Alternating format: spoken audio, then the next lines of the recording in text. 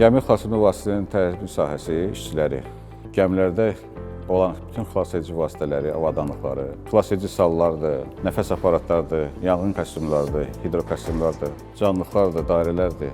Gəmidən demontaj eləyir, ondan sonra sahəyə gətirirlər və sahədə təmir işləri, yoxlama işləri aparılandan sonra onları yenidən aparıb gəmidə quraşdırırlar və il ərzində onların işçi vəziyyətdə olmağını təmin edirlər. Gəmidə quraşdırılan xilasedici sallar da gördüyünüz kimi, bunlar konteynerin içindədir və bu konteynerə günün, yağışın, qarın, suyun altında qaldıqlarına görə ondan da əlavə yanğından mübarizə avadanlıqları təlimlərdə istifadə olunan zaman bunlar yararsız vəziyyətə düşürlər. Biz onları lazım olanları dəyişirik, yəni qaydaya salırıq, yoxlayırıq və yerinə gəmilərdə quraşdırılır.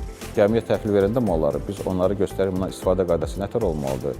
Hətta bizim akademiyanın uşaqları da gəlirlər, onlara da təlim keçirik və göstərik, başa salırıq ki, suya buraxılandan sonra nələr eləmək lazımdır, hansı hərəkətlər olmalıdır su üstündə. Və biz də onu burada xilasedici salları yığarkən hamısını nəzərə alırıq.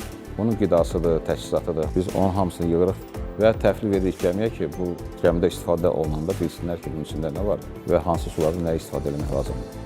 Dənizdə qəza olarsa, bizim təmir etdiyimiz sallardır və başqa qəza avadanlıqlarıdır. Bunlar insanların həyatı üçün təhlükəni aradan qaldırmağa istifadə olunur və biz çalışırıq ki, bu vasitələr vaxtında düzəlsin, vaxtında quraşdırılsın və gəmilər dənizə çıxarkən onların bir problem yaşanmasın. Və hər işçi öz gördüyü işə görə cavabdehlik daşıyır və onu möhründən təsdiq edir, qolla təsdiq edir ki, həmin adam cavabdehlik daşısın həmin işə görə.